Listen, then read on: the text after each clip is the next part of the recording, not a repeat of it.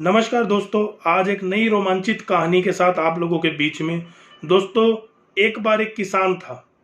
वो किसान बहुत ही दुखी था। आए दिन कभी बारिश कम की वजह से उसकी फसल खराब हो जाती थी, तो कभी बारिश ज़्यादा होने की वजह से फसल खराब हो जाती थी, कभी आंधी आ जाता था, कभी तूफान आ जाता था। उसकी फसल को आए दिन कोई ना कोई नुकसान होता रहता था। वो हर नुकसान के लिए भगवान को निरंतर गालियां देता रहता था कि हे भगवान, कि मैं तेरा इतना अच्छा भक्त हूं, लेकिन तू हर समय कोई ना कोई ऐसी चीज कर देता है जिससे मेरी फसल कम होती है। उम्मीद से कम फसल मैं हर बार ले पाता हूं। भगवान लगातार उसको देख रहे थे। एक दिन भगवान ने उसको दर्शन दिए। उसे कहा कि तुझे बहुत ज्यादा प्रॉब्लम है, एक काम कर कि अब 1 साल में तुझे देता हूं, तू अपने हिसाब से सारी चीजें चला और उसके बाद मुझे बताइए कि कितना अच्छा हुआ और कितना कम रह गया। किसान बड़ा खुश हो जाता है। किसान उसके बाद जब फसल को जिस समय धूप चाहिए होती है धूप देता है, जिस समय बारिश चाहिए होती है बारिश देता है, जिस समय जैसा टेम्परेचर चाहिए होता है उसको वैसा टेम्परेचर मिलता है। जब खेत देखता है तो वो बहुत ही ऊंची ऊंची फसल उगी हुई वो देखता है। किसान बड़ा खुश होता है और कहता है कि देखा भगवान, मैं अपने हिसाब से चला और मैंने कितनी अच्छी फसल उगाई है। अब जब कटाई का टाइम आता है तो किसान जब उसको काटने के लिए निकलता है, कटाई के बाद उसके अंदर बीज नहीं निकलते, दाने नहीं निकलते। और जब वो दाने नहीं निकलते तो वो बड़ा हताश हो जाता है। वो एकदम से कहता है, हे भगवान, मैंने सब कुछ तो ठीक किया था, फिर ये बीज ही नहीं है, दाने ही नहीं है इसके अंदर। कहां गई मेरी फसल, कहां गया मेरा गेहूं? भगवान प्रकट होते हैं। भगवान कहते हैं, तूने सब कुछ ठीक किया था, लेकिन तूने इसकी जो आंतरिक कैपेसिटी है उसको खत्म कर दिया। उस आंतरिक कैपेसिटी की वजह से ही ये फसल, ये लहराती हुई फसल अपने अंदर से दाना अर्जित करती है, वो गेहूं का दाना अर्जित करती है। बोला, जब तूने इसको सब कुछ ठीक टाइम पे दिया और जब मैं इसको ठीक टाइम पर नहीं देता था, उसमें फर्क केवल इतना ही है कि जब इसको बारिश देता था और इसको बारिश की जरूरत नहीं होती थी तो ये कोशिश करते था, इसका बीज, ये फसल कोशिश करती थी कि मैंने अपने आप को बचाना कैसे, स्थिर कैसे करना है। जब मैं इसके मन मुताबिक इसको टेम्परेचर नहीं देता था तो ये अपने आप से कोशिश करती थी। उस आंतरिक कैपेसिटी की वजह से वो दाना उगता था, लेकिन तूने वो चीज खत्म कर दी।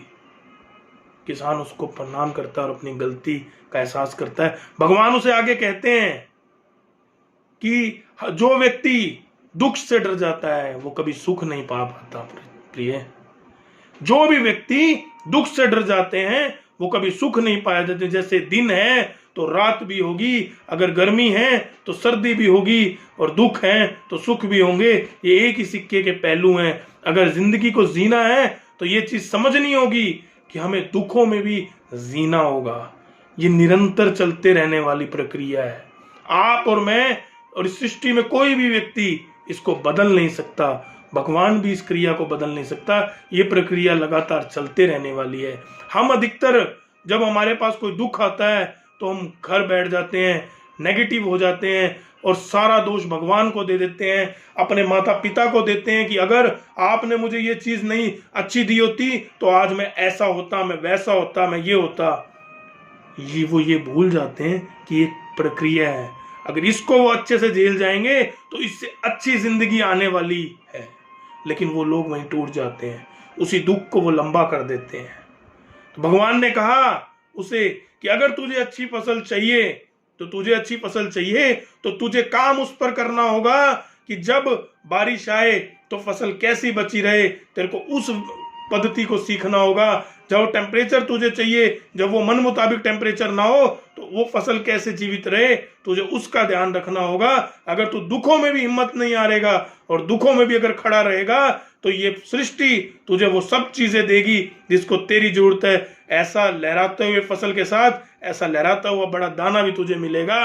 और जो लोग पॉजिटिव रहते हैं, जो लोग हर सिचुएशन में पॉजिटिव रहते हैं और जो लोग लगातार एक्शन करते रहते हैं, जो ये समझ चुके हैं कि दुख है तो सुख भी है और सुख है तो दुख भी है, वो हर एक निरंतर प्रक्रिया को हंसते हंसते हुए झेलते हैं, वो लोग ही बड़े बनते हैं। और आज की कहानी का शीर्षक भी ये है कि कि आप लोग टूटिए मत, अपने माँ बाप को दोष देना बंद कीजिए, अपने आसपास के लोगों को दोष देना बंद कीजिए। और अगर आपको कोई नेगेटिव चीज बताता है तो खुश होइए, आप कोई नया बिजनेस शुरू कर रहे हैं और अगर कोई नेगेटिव चीज बताता है तो खुश होइए, पॉजिटिव होकर लीजिए उसको, ताकि आप उन चीजों से सीखकर अपना कल बेहतर कर लें। अगर कुछ आपको नेगेटिव दिखता है या नेगेटिव बोला जाता है तो वो दुख की श्रेणी में लगाकर आप अगर हिम्मत हार के बैठ जाएंगे तो आपको जिंदगी में जो पाना है वो आप कतई नहीं पा पाएंगे।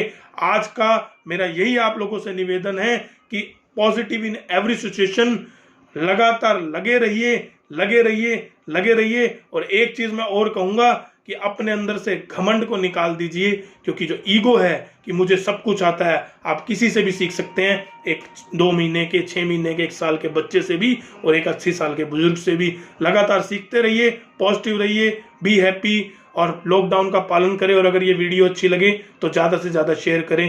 जय हिंद, जय भारत।